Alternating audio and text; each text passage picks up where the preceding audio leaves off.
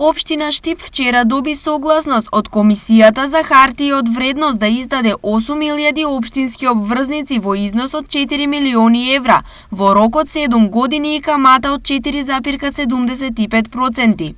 Од СДСМ Штип и советничката група ова се толкува како големо финансиско предавство и дека Јорданов Штип уште на почетокот на мандатот го фрли во финансиски амбис.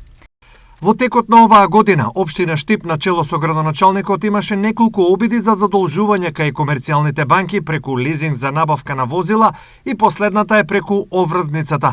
Сомнежот за ова задолжување е голем бидејќи советничкото мнозинство во Советот сака конечната одлука да не стигне до јавноста. Стои во реакцијата на советничката група на СДСМ. Како Јорданов ја толкува оваа реакција?